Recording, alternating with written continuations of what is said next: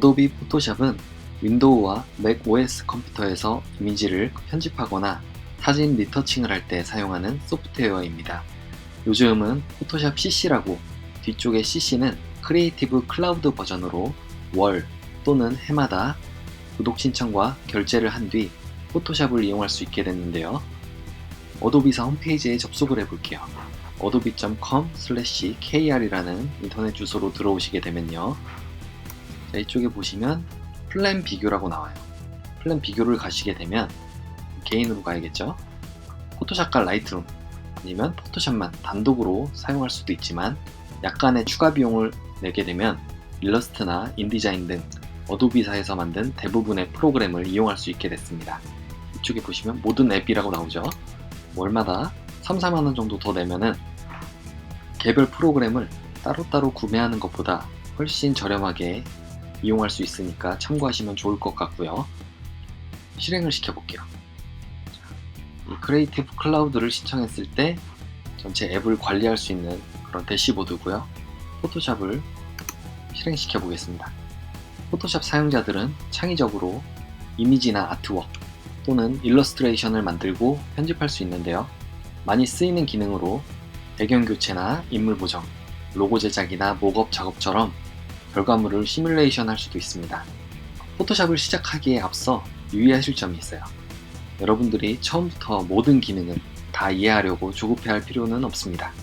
일반적으로 가장 많이 사용하는 기능 위주로 천천히 배워가시면서 추가로 필요한 기능은 그때그때 학습하시면 되겠고요. 시작해보죠. 먼저 포토샵을 실행시켜 주시게 되면 첫 화면에서 이런 창이 나오죠. 이거 이렇게 마우스로 잡고 옮겨 주셔도 돼요. 크리에이트 뉴가 있어요. 새로운 문서 만들기. 이걸 눌러줄까요? 안 보이시는 분들은 위쪽에 파일의 뉴를 눌러주셔도 같습니다. 새로운 문서를 만들 수 있는 창인데요. 이 창에서 아래쪽에 보시면 이미 사이즈들이 다 나와 있죠. 이걸 프리셋이라고 그러는데 많이 쓰는 사이즈들은 어도비사에서 미리 이렇게 프리셋 형태로 제공을 하고 있어요. 우리 같은 경우는 이걸로 당장은 웹에서 많이 쓸 거니까 웹으로 가죠. 웹으로 가서 사이즈 다 나와 있죠. 이렇게 1366-768 가로와 세로 1366-768 가로와 세로 이렇게 나와 있고요. 단위는 픽셀로 맞춰줄게요. 이름은 테스트라고 지정을 해주시고요. 레졸루션은 뭐냐면 해상도예요.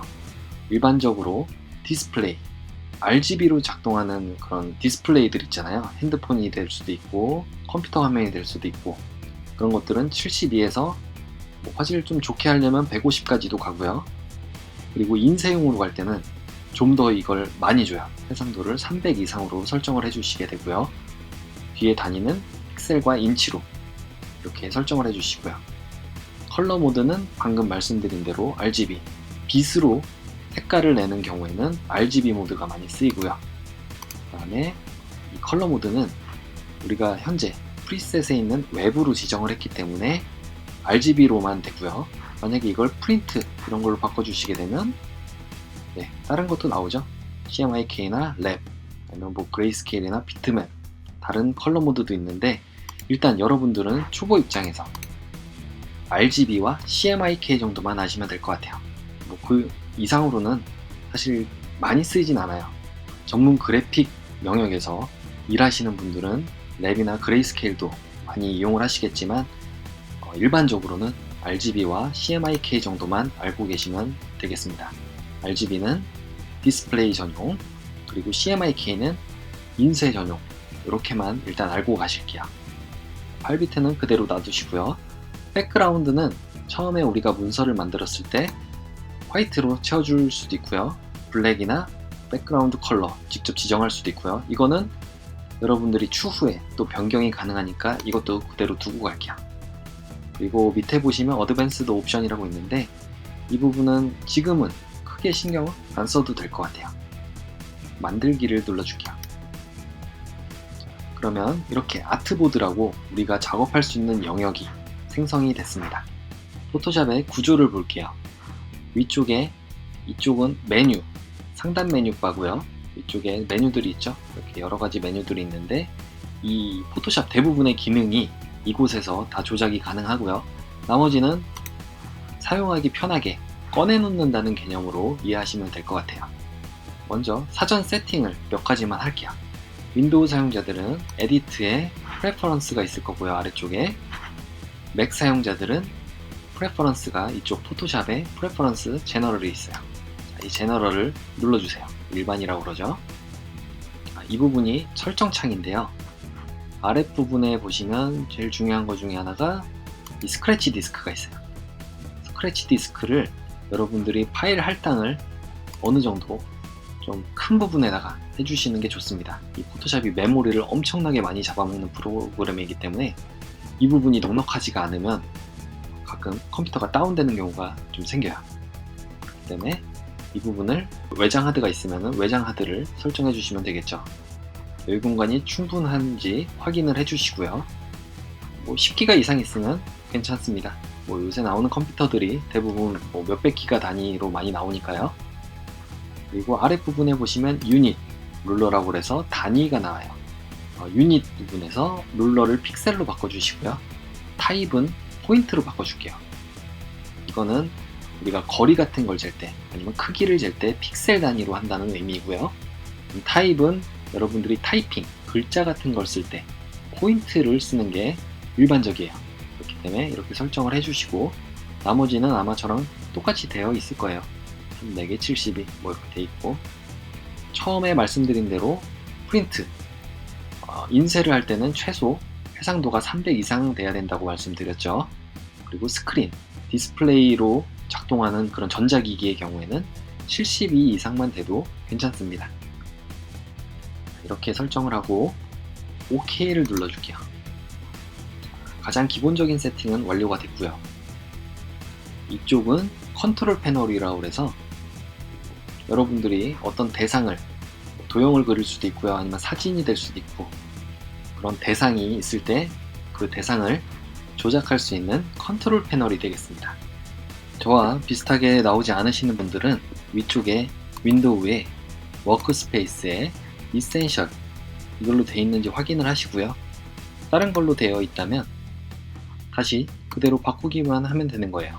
워크스페이스로 가서 이센셜 아까랑 조금 달라지신 분들은 윈도우에 워크스페이스 다시 가서 리셋 이센셜스를 눌러주시면 처음 화면은 저와 같이 다 보이실 거예요. 자, 그러면 이것들은 조절이 가능한데 우리가 이 도구 상자 패널 하나 있고요. 여기 있는 화살표 2개를 눌러주시면 2개로 돼요.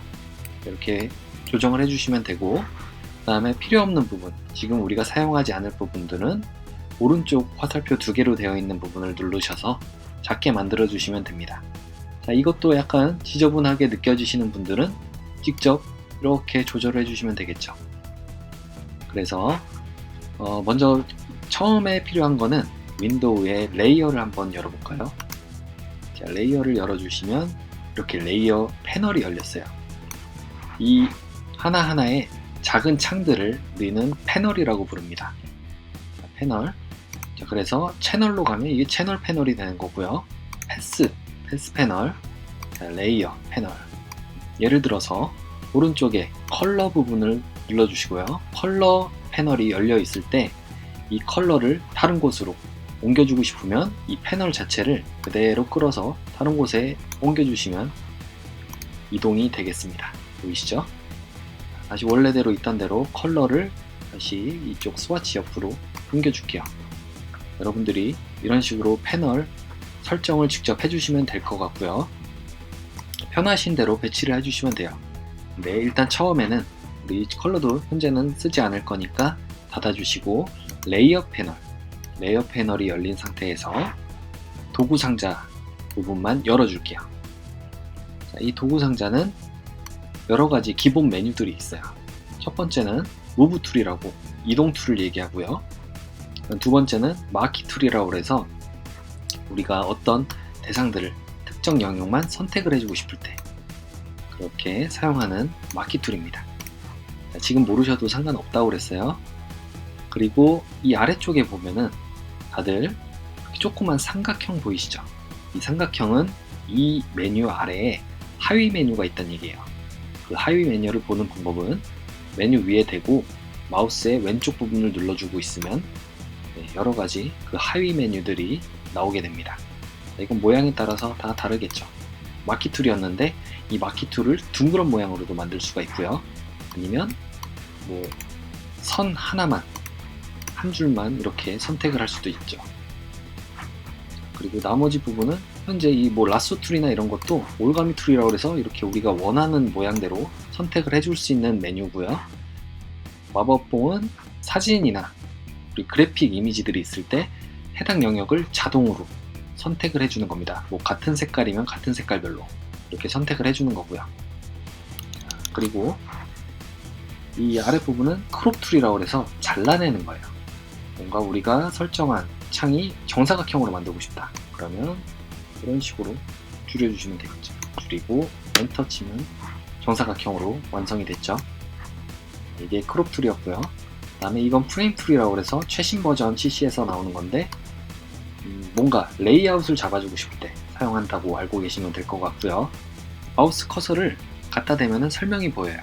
그래서 이 아이드로퍼 툴, 해당 사진에서 원하는 색상이 있으면 이 도구를 이용해서 가져오시면 되겠습니다. 오른쪽은 스팟 힐링 브러쉬라고 해서 이런 얼룩 같은 것들 있죠. 얼룩 같은 게 있을 때 주위에 있는 색깔이나 모양으로 채워주게끔 만들어주는 툴이고요. 다음 브러쉬 툴은 그림 같은 거 그릴 때 브러쉬 같은 거를 브러쉬로 그림을 그릴 때 사용하는 거예요.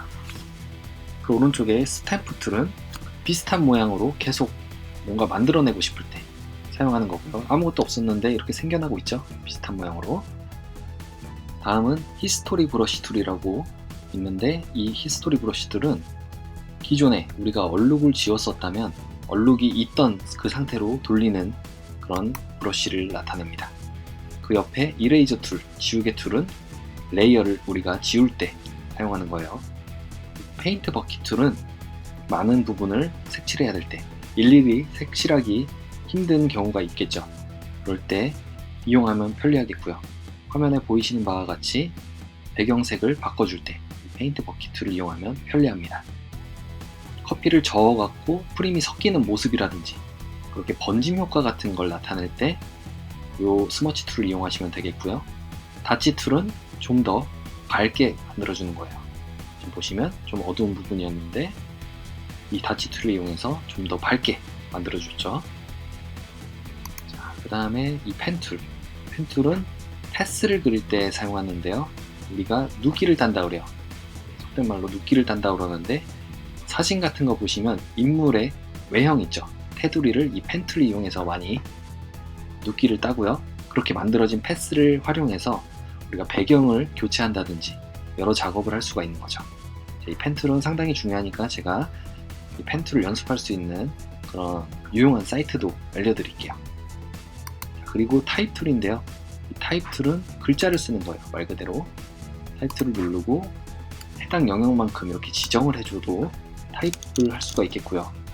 아니면 아예 그냥 클릭을 하면 기본값 그대로 이 상태로 우리가 쓰고 크기를 늘려주면 타입이 되겠죠. 이게 타입 툴이고 패스 셀렉션 툴은 펜 툴처럼 패스를 만들어낼 때 이걸 패스라고 그래요. 이 패스를 선택을 하는 거예요. 펜 툴 상태로는 이 패스를 움직일 수가 없으니까 이 패스 셀렉션 툴을 선택을 하고 그 다음에 이 패스 셀렉션 툴을 이동해주면 되겠죠. 이 패스에 대해서도 차근차근 배워나가도록 할게요. 지워주고 이번엔 도형을 그릴 수 있는 렉탱글 툴인데요.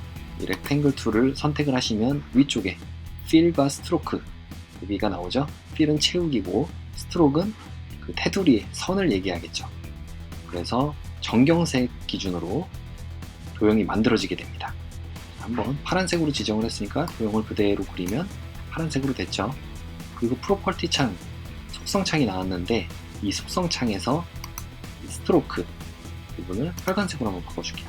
빨간색으로 됐죠. 스트로크의 두께도 조절할 수가 있고요.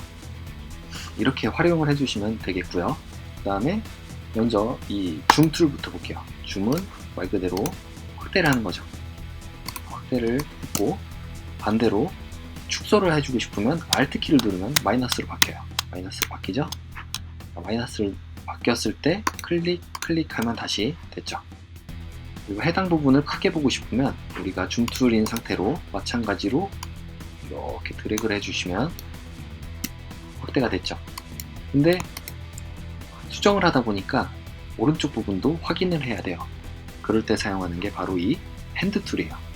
핸드 툴을 눌러주시고 옆으로 가주시면 되겠죠. 수정 오른쪽이 필요하면 오른쪽으로 이동하는 거 보이시죠? 자, 이 핸드 툴은 뭐랑 똑같냐면 우리가 스페이스바, 어떤 메뉴에 있건 스페이스바를 눌렀을 때 이 핸드 툴이 활성화되게 됩니다.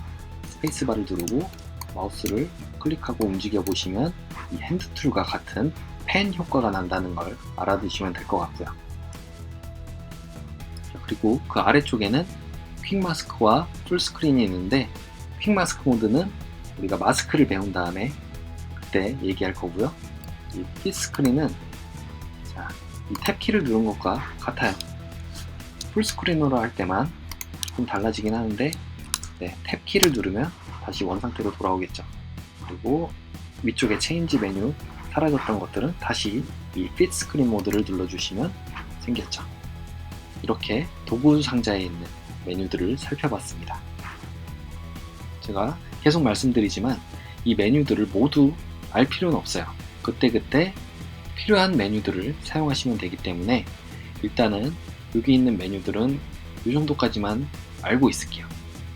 그리고 중요한 거는 이 아랫부분에 앞쪽에 나와 있는 색깔 있죠. 색상이 두 개로 되어 있는데 여러분들 지금 기본값으로 앞쪽은 검정색, 뒤쪽은 흰색으로 되어 있을 거예요. 이거는 이제 정경색, foreground 컬러라고 해서 앞쪽에 있는 정경색을 나타내고요. 뒤쪽에 있는 거는 배경색, 백그라운드 컬러, 배경색을 나타내는 거예요. 이 색깔을 직접 지정을 해줄 수도 있겠죠. 빨간색으로 하면 빨간색으로 바뀌었죠. 여기 뒤에 있는 배경색도 파란색, 극명하게 한번 효과를 주기 위해서 파란색으로. 정경색을 채우는 방법은 Alt, Delete를 눌러보세요. 그러면 채워졌죠? 정경색이 채워진 거고요. 그럼 Ctrl, Delete를 눌러주시면 파란색으로 채워졌죠. 이렇게 사용하시면 되겠습니다. 포토샵에 대해 간략히 알아봤습니다. 다음 강의에서는 레이어 스타일에 대해서도 알아보겠습니다. 구독과 좋아요 버튼을 꼭 눌러주세요. 감사합니다.